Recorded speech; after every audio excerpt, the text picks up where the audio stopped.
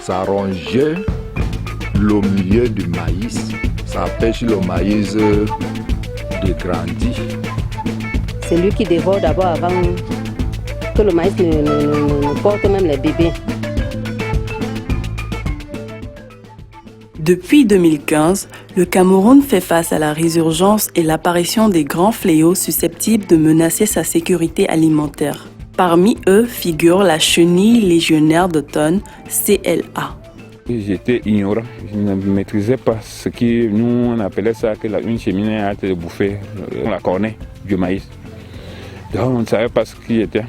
On a découvert ces chenilles sous le maïs. Ça rongeait le milieu du maïs, ça empêche le maïs de grandir. Même si nous n'avions pas l'engrais, même si nous n'avions rien, quand on se bat pour mettre le maïs par terre, la chenille régionnaire, c'est lui qui dévore d'abord avant que le maïs ne porte même les bébés. Cette journée de travail pratique, on était à Fumbot, c'était dans un champ de contre-saison, une saison sèche dans les bas-fonds. Et bon, moi j'avais montré aux producteurs que c'était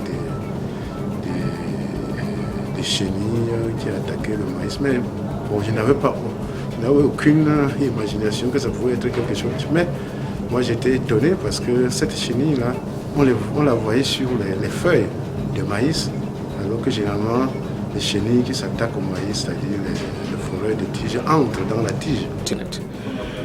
Here in Cameroon, we conducted the research in terms of the population dynamic of Folami worm itself.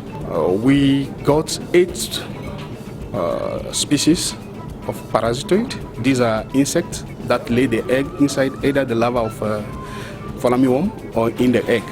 And 2 species particularly are very promising. But they are naturally in the system here in Cameroon. Nobody brought them. They are just naturally in the system. And where pesticide is not too much used, they contribute to the control of the Folami worm. Après la phase d'identification du ravageur, le gouvernement camerounais et ses partenaires ont pris des mesures immédiates en vue de stopper sa propagation sur le territoire national. Les gens sont familiarisés avec les pièges, ils sont familiarisés avec les notions de phéromones, familiarisés avec les notions de paquets d'insecticides, familiarisés avec les notions de solutions biorationnelles.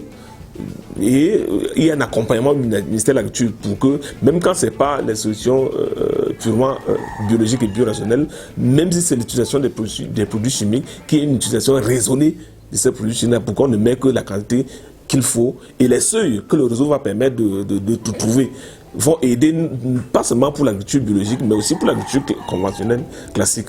La chenille légionnaire d'automne cause beaucoup de dommages, beaucoup plus sur les céréales, dont le maïs.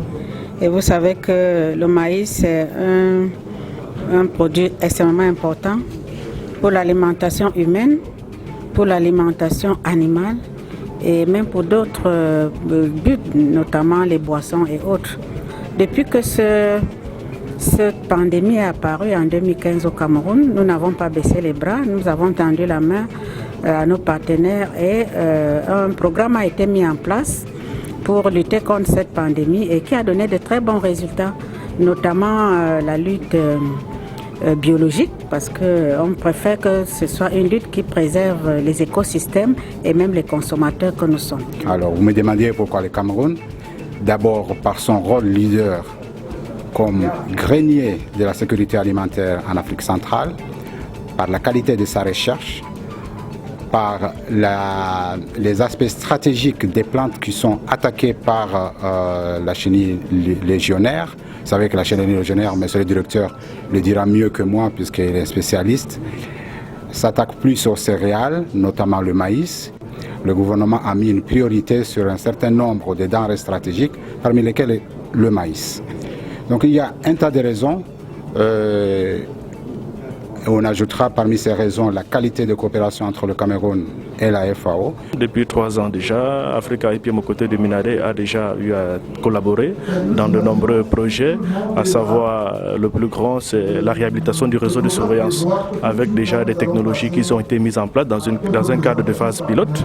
Nous avons des biopesticides qui ont été homologués, mais également des systèmes de surveillance digitale qui ont été déjà mis à la disposition de notre ministère pour pouvoir surveiller en temps réel, n'est-ce pas, les invasions de ces pestes sur le territoire national. Cette mobilisation simultanée a donné des résultats satisfaisants à plusieurs niveaux. Un jour, j'ai assisté à un séminaire en volley. Là où le chef de base nous a amenés pour être formés, on nous a, les gens de la brigade, dont les gens de la direction, nous ont montré comment distinguer la chenille légionnaire. C'est depuis ce temps-là que je connais que c'est l'attaque de la chenille légionnaire. Grâce à l'avènement des phéromones, nous, on arrive à circonscrire certains rayons. Et le reste des zones n'est pas tellement satisfait par rapport, parce que la qualité de ce qu'on utilise dans notre rayon n'est pas vraiment satisfaisant pour tout le monde. Au début, quand j'avais constaté, j'avais utilisé les insecticides que j'ai utilisés aussi parfois sur les autres cultures. Oui, mais ça a un peu réagi. Dernièrement, un de mes conseillers m'a donné un litre de Rapax. C'est la Rapax là, c'est vraiment efficace sur les chenilles de cette maïs. J'ai utilisé la Rapax. Bon, c'était pas beaucoup, j'ai utilisé dans une petite portion, c'était 1 litre seulement. Et oui, ça a aussi aidé. La recherche nous a permis d'évaluer l'impact du piégeage massif des ravageurs sur le maïs. Et au terme de nos investigations, nous pouvons dire que la capture des stades adultes par les phéromones a influencé sur le taux d'infestation en champ, sur les dégâts et sur les pertes en rendement. Malgré les efforts consentis de part et d'autre, sa voracité et son influence sur la sécurité alimentaire nationale et mondiale ont amené les acteurs clés à prendre des mesures plus strictes. Depuis 2019, la FAO a initié un plan d'action mondial de riposte contre ce fléau. Parmi les 8 pays choisis pour servir comme pays de démonstration figure le Cameroun pour la zone Afrique centrale. Le directeur général de la FAO, M. Xu Dongyun, a choisi, parce que le problème est mondial, certains pays pour commencer à faire des démonstrations de la stratégie de la lutte globale au niveau mondial. Et parmi ces pays choisis, c'est le Cameroun. As we have already said, this pest is a global threat. And then it has spread very quickly in Africa. And then thereafter to the Near East, Asia, and most recently in the Pacific. So when we saw the spread, actually the Director General, he decided that it was very important to launch a global action for a better control, because we are talking of a transboundary pest. So once it is in a country, it cannot be eradicated. And from there now, the Director General, based on a set of different criteria, including, for instance, the importance of maize, which is the most vulnerable, species for this pest, selected 8 demonstration countries, 3 in Asia, China, India, and then the Philippines, 5 in Africa, North Africa, Egypt, East Africa, Kenya, South Africa, Malawi, West Africa, Burkina Faso, and Central Africa, Cameroun. Cameroun a été choisi comme un pays pilote pour pouvoir mettre en place des mécanismes innovateurs pour gérer cette peste avec un système de early warning, c'est-à-dire qu'on doit alerter très très rapidement quand on trouve cette peste quelque part. Donc, et mettre en place donc des stratégies qui seront gérées et partagées au niveau de la sous-région Afrique centrale. La recherche est là, les organisations de producteurs sont là, tous nos partenaires sont là. Moi, comme je l'ai dit, je n'ai pas de doute que ce plan d'action que nous avons mis en place au niveau de la coordination, et comme on a dit, tous les acteurs qui sont là vont mettre la main à la pâte, réfléchir pour que effectivement ce soit un succès. Et moi, je n'ai pas de doute que ça sera un succès au vu de la qualité des participants à cet atelier. Donc, la FASA sera résolument partenaire de cet important projet et nous pouvons rassurer les décideurs. Nous ne ménagerons aucun effort puisque nous sommes conscients de l'importance de ce projet. Et encore une fois, nous avons la ressource humaine, nous avons des laboratoires spécialisés dans le domaine, dont nous pensons véritablement que nous pouvons apporter quelque chose de pertinent à cet important projet. En tout cas, nous ferons le maximum pour être des acteurs de premier plan de cet important projet-là. Pendant 2 ans, l'Afrique en miniature devra identifier, expérimenter et adopter des outils technologiques de lutte applicables dans les pays voisins dans le cadre du plan FAWGA.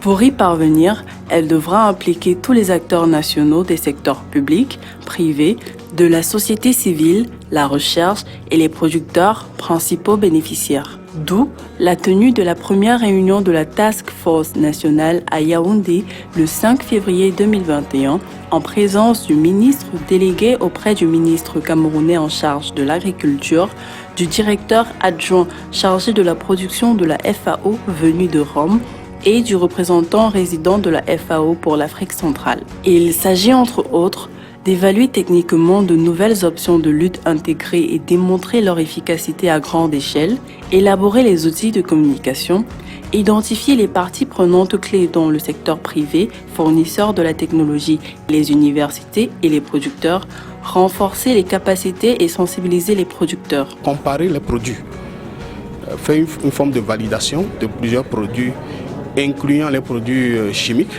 les pesticides chimiques, les botaniques, et les pratiques locales comme le sable et autres. Nous sommes là pour découvrir également et tout chacun doit apporter en matière de connaissance. Vous savez, la connaissance, elle est universelle. Donc nous disposons de technologies assez éprouvées déjà sur le terrain qui ont montré leurs efficacités. Comme je vous ai parlé tantôt des dispositifs de surveillance digitale. Nous avons parlé des biopesticides, mais également des systèmes d'attraction qui permettent non seulement la surveillance, mais également la lutte contre ces feux d'eau. Nos attentes sont toujours permanentes en ce qui concerne l'engagement ferme et sincère du ministère de l'Agriculture, n'est-ce pas, et que chaque partie prenante puisse remplir ses obligations. Ça, ce sont les éléments forts que nous attendons au terme de ce partenariat. Moi, mon souhait, c'est que je vous remercie d'abord le chef de service de me faire cette descente au centre du GIC à Graines et me donner l'opportunité de m'adresser à ce que de nos encadreurs qu'on n'arrive pas à voir à tout moment. Notre souhait, c'est qu'ils continuent toujours à venir nous soutenir. Et si ils peuvent toujours continuer dans cette même lancée de nous appuyer sur les produits et nous faire découvrir les produits. Parce que le producteur doit connaître les produits qui sont homologués, ceux qui ne sont pas homologués. Parce que si on ne connaît pas, on va se retrouver au marché en train d'acheter n'importe quoi. Grâce à cette technologie qui sont venus avec, vraiment, si le ministre pouvait vraiment nous soutenir par rapport à cette dévastateur, ça serait très bien. D'autant plus que le degré de toxicité par rapport à certains produits, nous on prend nos produits ici normalement parce que nous n'utilisons plus trop d'insecticides systémiques là. Et ce qu'il nous faut maintenant, si on pouvait supplier le ministre de multiplier pour que d'autres zones puissent aussi avoir ce que nous en avons et découvrir aussi la création des capteurs là, ça devait nous faire beaucoup plaisir. Et ce qui nous manque maintenant, il y a les matériels là, les matériaux, il faut des motopompes. Si on pouvait nous donner des fournitures comme ça pour travailler, ça devait beaucoup nous faire plaisir et nous prions le bon Dieu qui se place devant et fait grandir le projet pour qu'à la longue, les nations en parlent de nous parce que quand vous faites seul, ce n'est pas bien. Nous voulons faire avec beaucoup de gens. Je vous remercie. Par cette démarche inclusive et participative, la FAO, le Cameroun et ses partenaires entendent contrer la progression de la CLA dans les régions du monde et diminuer son impact sur la sécurité alimentaire et les revenus générés par la culture des céréales, principale cible de cette chenille. Une occasion pour le gouvernement camerounais de réhabiliter son réseau national de surveillance, d'alerte et d'intervention phytosanitaire contre les fléaux en général. À menace globale, riposte globale.